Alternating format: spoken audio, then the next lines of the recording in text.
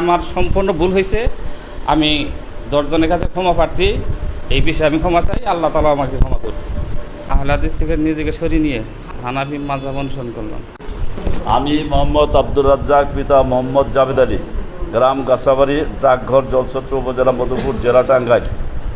আমি সম্প্রতি আহলে হাদিস তথা লা মাযহাবিদের প্রতারণায় পড়ে আল্লাহ তাআলা সম্পর্কে আহলে সুন্নাত ওয়াল জামাতের বিরোধী আকীদা লালন করে ফেসবুকে পোস্ট করি। এই আকীদা ও পোস্ট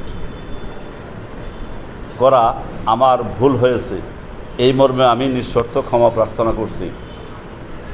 উল্লেখ থাকে যে আমার মধ্যে সকল বদ আকীদা ও আহলে হাদিসদের সকল কর্মকাণ্ড থেকে নিজেকে সরিয়ে নিচ্ছি ও আর জীবনে কখনো এমন কর্মকাণ্ডের সাথে জড়িত হব না। নিম্নে আমার কয়েকটি বদ আকীদা উল্লেখপূর্বক এগুলো থেকে আমি নিজেকে ও আমার সকল অনুসারীদেরকে বিরত রাখব। মাযহাব মানা যাবে না, তারপরে কিছু তাবিজ ঝুলানো যাবে না, উচ্চ আওয়াজে কোনো আহলে হাদিস ব্যক্তিদের ওয়াজ বাজানো যাবে না, সকল দাওয়াতি কাজ বন্ধ রাখব, সকল ফতোয়াবাজি বন্ধ করতে হবে। এরপরে জামাতে নামাজ পড়তে হবে, আলেমদেরকে যথাযথ সম্মান করতে হবে। ফেসবুকে কোনো গ্রুপ কী লিখছিলাম বানাতে পারা যাবে না। হানাফি মাযহাব অনুসরণ করব, ঠিক আছে না?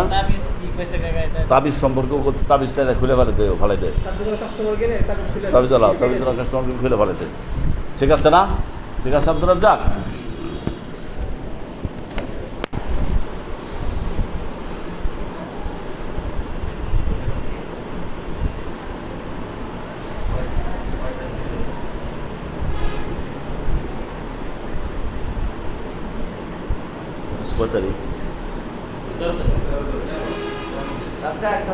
পরিবেশটা সুন্দর হয়েছে না? এটা যদি 25 মাইল বা কোনো খোলা পরিবেশ হইতো তাহলে সমস্যাটা হইতো না?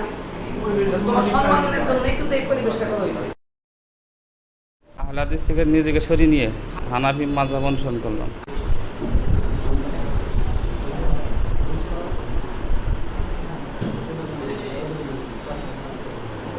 এখন এখানে অনেক কথা ছিল, যেহেতু রাজ্জাক ভাই বিষয়টাকে সংক্ষেপ করেছে, এই জন্য অনেক সংক্ষেপ করেছে, এই জন্য তাকে ধন্যবাদ। তো তার সংক্ষিপ্ততার মধ্যেও আমাদের কিছু প্রশ্ন আছে এবং কিছু দাবি থাকবে, কিছু শর্ত থাকবে। সেই শর্তের ভিত্তিতে ইনশাল্লাহ আজকের মজলিসে আমরা সভাপতির কাছে আবেদন রাখবো, যদি সেই শর্তগুলো তিনি মেনে চলেন তাহলে আলহামদুলিল্লাহ আমাদের কোনো কথা নেই। সেই শর্তগুলো তিনি যদি মেনে না চলেন তাহলে আমাদের অবস্থান আমরা পরিষ্কার করেছি। তিনি শুরুতেই বলেছিলেন, আমরা প্রস্তাব রেখেছিলাম যে তার যে পোস্ট করেছিলেন আল্লাহ তাআলার ব্যাপারে, এই পোস্টের ব্যাপারে তার অবস্থানটা কী, ইতিমধ্যে তিনি তা প্রকাশ করেছেন যে তিনি ক্ষমা চেয়েছেন, তিনি ভ্রান্তির মধ্যে ছিলেন, বুঝেন নাই। আমরা দোয়া করি আল্লাহ তাকে ক্ষমা করে দিন, সকলে বলুন আল্লাহুম্মা আমিন। এখানে আরেকটা জিনিস আমাদের একটু অস্পষ্ট ছিল, তিনি বলছেন ভুল হয়েছে। কয়টা? এখানে দুইটা জিনিস, একটা হলো তার পোস্ট করা ভুল হয়েছে, নাকি আল্লাহ তাআলার ব্যাপারে জঘন্যতম স্পষ্ট করবেন। এরপরে তার কাছে আমাদের কয়েকটা দাবি, তিনি এই দর্শ লালন করে যথেষ্ট উগ্রতার পরিচয় দিয়েছেন, আমরা চাই তিনি সেই উগ্রতা থেকে ফেরত আসবেন। 1 নাম্বার, তার দোকানে কোনো কর্মচারী গেলে, কোনো কাস্টমার গেলে, আমরা জানি আহলুস সুন্নাহ ওয়াল জামাতের আকীদা মান আল্লাকা তামিমাতান ফাকাদ আশরাক, যে তামিমা ব্যবহার করলো সে শিরক করলো। তামিমা আর তাবিজ এক নয়, আবার বলছি তামিমা তাবিজ এক নয়।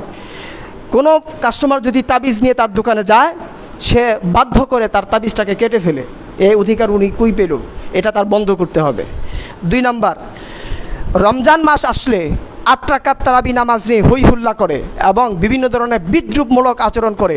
আমরা স্পষ্ট কথা বলছি, আহলুস সুন্নাহ ওয়াল জামাতের আকীদা বিশ্বাস এবং ইজমায়ে সুকুতি হয়ে গেছে, তারাবি নামাজ 20 রাকাত, এর উপর কোনো কথা চলবে না, শেষ। হযরত ওমর রাদিয়াল্লাহু আনহু তিনি তার খেলাফতের আমলে তার শত শত সাহাবীদেরকে উপস্থিতিতে তিনি এজমা করে ফেলছেন। এই আজকে 1400 বছর পরে এসে আপনি কোনো কার সুলটু আর বল্টু আর হযরত ওমর রাদিয়াল্লাহু আনহুর উপরে কথা বলবেন, আমরা সেটা বরদাস্ত করব না। রমজান মাস আসলে তারাবি নিয়ে কোনো কথা তিনি বলতে পারবেন না। এরপর এটা কি জানি মাযহাব প্রসঙ্গ নিয়ে তিনি উস্কানিমূলক কোনো কথা তিনি বলতে পারবেন না। মাযহাব নিয়ে ইমাম আজম আবু হানিফা রাহিমাহুল্লাহ, ইমাম শাফি রাহিমাহুল্লাহ, ইমাম মালিক রাহিমাহুল্লাহ, ইমাম আহমদ ইবনে হাম্বল রাহিমাহুল্লাহ, আমরা বলি চারোটা মাযহাব হক, চারোটা মাযহাব আহলুস সুন্নাহ ওয়াল জামাতের অন্তর্ভুক্ত। তিনি মাযহাব সংক্রান্ত নিয়ে কোনো প্রকার উস্কানিমূলক কোনো কথা তিনি বলতে পারবেন না। এরপরে তার দোকানে আহলে হাদিসদের এই ভ্রান্ত আলেমদের বক্তব্য উচ্চ আওয়াজে তিনি বক্সে বাজান, কোনো কাস্টমার গেলে তাকে শুনতে বাধ্য করেন, দেখ শুনে কি বলে আর তোদের আলেম ওলামা কি বলে, এই ধরনের কাজগুলো তিনি করে বেড়ান। তার দোকানে ভ্রান্ত কোনো ব্যক্তির ওয়াজ জোরে জোরে বাজাতে পারবেন না, তিনি কাউকে বাধ্য করতে পারবেন না এই ওয়াজ শোনার জন্য। এবং তিনি কোনো পরিবারকে, ইতিমধ্যে আমরা জানতে পেরেছি তার প্রচেষ্টা, তার মদদে আজকে বহু মানুষ এই ভ্রান্ত আকীদায় বিশ্বাসী তারা গ্রহণ করেছে। এবং তিনি কোনো ব্যক্তিকে এই ব্যাপারে দাওয়াত দিতে পারবেন না আমাদের এদিকে, কারণ আমাদের এটা ওলামায়ে কেরাম অধ্যুষিত এলাকা। আপনারা জানেন আলহামদুলিল্লাহ আজিজ, এখানে বড় দাওরা হাদিস মাদ্রাসা আছে, আশপাশ অনেক বড় বড়, এই যে আমাদের মহিলা মাদ্রাসা মুফতি সাহেব আসছে, আরও বড় বড় বহু মাদ্রাসা আছে, এটা মাদ্রাসা অধ্যুষিত এলাকা। যদি কোনো কথা বলতে হয় এই সকল মাদ্রাসার ওলামায়ে কেরামদের সমন্বয় করে তাকে কথা বলতে হবে, এককভাবে তিনি কোনো কথা বলতে পারবেন না। এবং আহলুস সুন্নাহ ওয়াল জামাতের বিরোধী কোনো কথা তিনি স্পষ্ট লাউড স্পিকারে মানুষদের সামনে স্পষ্ট করে বলতে পারবেন না। যদি বলেন, আজকে আমরা এখানে ওলামায়ে কেরাম কয়জন দেখেছেন, এখানে হাজার হাজার ওলামায়ে কেরামের সমাগম হবে এবং তার ব্যাপারে এবং এই বাতিলদের ব্যাপারে আমরা তীব্র আন্দোলন গড়ে তুলব। এবং এই ব্যাপারে আমাদের সভাপতি মহোদয় আছেন, আরও যারা আছেন নেতৃস্থানীয়, তাদের কাছে আবেদন রাখছি আমাদের দাবিগুলো তিনি মেনে নেবেন কিনা, আর যদি মেনে নেন তাহলে আজকে তিনি লিখিত দেবেন যে আজকের মজলিসে আমরা তার সকল দাবিগুলো মেনে নিয়ে আমি ক্ষমা চাচ্ছি। আর এরপরে যদি তিনি এই দাবিগুলো মেনে না নেন তাহলে দয়া করে তখন কিন্তু আর আমাদেরকে কিছু বলতে পারবেন না। আজকে আপনাদের সাথে অনেক বিনয়ের সাথে কথাগুলো বলে গেলাম। আল্লাহ তাআলার ব্যাপারে, ইসলামের ব্যাপারে যদি তার এই ধরনের উগ্রপন্থী বক্তব্য থাকে সেক্ষেত্রে কিন্তু আমরা জিরো টলারেন্স নীতি অবলম্বন করব। তখন ডাক দিনে মাথায় হাত দিবেন যে বাবা থাক, তো আমরা কিন্তু তখন আমরা এটা গ্রহণ করব না, কারণ আল্লাহ তাআলার ব্যাপারে কোনো ছাড় নাই। এই জন্য আপনাদের কাছে দাবি রাখছি, দয়া করে এলাকা পরিবেশ কীভাবে শান্ত রাখবেন এটা আপনাদের দায়িত্ব, আপনারা মুরব্বী, আজকে আপনারা চূড়ান্ত সিদ্ধান্ত দিয়ে দেবেন ইনশাআল্লাহ। ওয়াখির দাওয়ানা আলহামদুলিল্লাহি রাব্বিল আলামিন। আসসালামু আলাইকুম। উপস্থিত বিভিন্ন রাজনৈতিক দলের এবং বিভিন্ন প্রতিষ্ঠানের নেতৃবৃন্দ, দীর্ঘক্ষণ যাবৎ আমরা যে বিষয়টা নিয়ে আলোচনায় ছিলাম, অত্যন্ত সুষ্ঠু পরিবেশের মধ্যেই এটা সম্পন্ন হয়েছে বলে আমি মনে করি। সবাইকে সমাপ্তি ঘোষণা করছি। আল্লাহ তাআলা আমাদের সবাইকে তৌফিক দান করেন। আসসালামু আলাইকুম রহমতুল্লাহি ওয়া বারাকাতুহু।